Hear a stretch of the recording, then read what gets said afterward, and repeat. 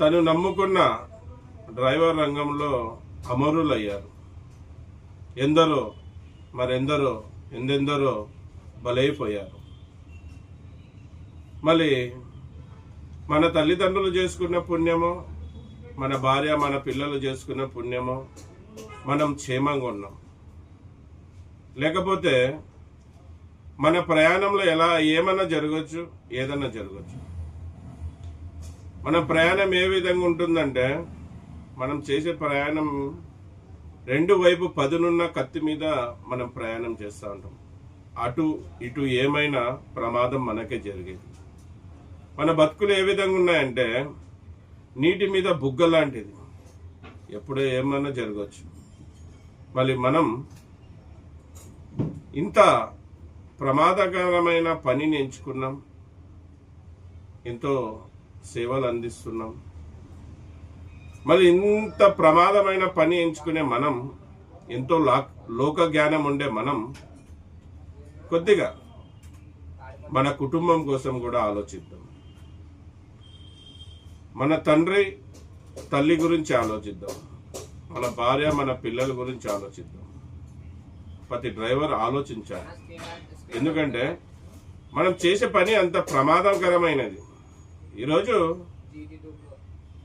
ఏదైనా ప్రమాదవస్తు ఏదైనా జరిగితే మన నాన్నని ఎవరు చూసుకుంటారు, మన అమ్మని ఎవరు చూసుకుంటారు? అందరినీ కాదనుకొని అందరినీ వదిలేసి మన ఇంట్లో వెలుగు నింపేకొచ్చిన భార్యని ఎవరు చూసుకుంటారు? మన కడుపులో పుట్టిన పిల్లల్ని ఎవరు పోషిస్తారు? ఒక్కసారి నువ్వు ఆలోచించన్నా. ఏమైనా జరగచ్చు. ఇప్పుడు నేను ఇక్కడ ఉన్నాను, పోతూ పోతూ దారిలో ఏదైనా ప్రమాదం జరిగి చనిపోవచ్చు. లేకపోతే రాత్రి నిద్రపోతే ఉదయం లేకపోవచ్చు. ఏమన్నా జరగచ్చు. ఎవరిది ఇక్కడ గ్యారెంటీ లేదు, నమ్మకాలు లేవు. కనుక నువ్వు ఎంతో బాధ్యత కలిగిన వ్యక్తివి, నువ్వు ఎంతో ఉత్తమమైన వ్యక్తివి, గొప్ప వ్యక్తివి. నీలాంటి గొప్ప వ్యక్తికి చెప్పాల్సిన అవసరం లేదు, కానీ చెప్పాలి.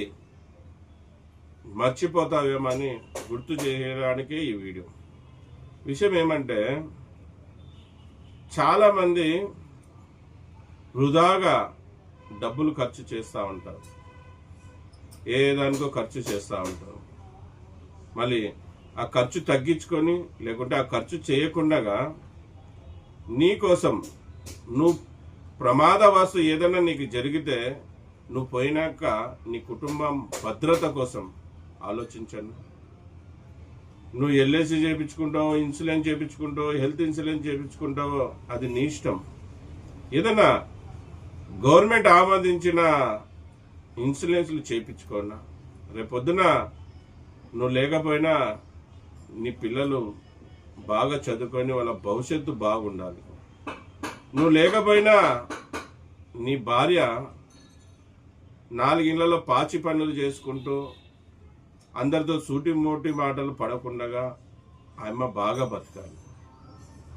నువ్వు లేకపోయినా నీ తల్లి నీ తండ్రి బాగుండాలి.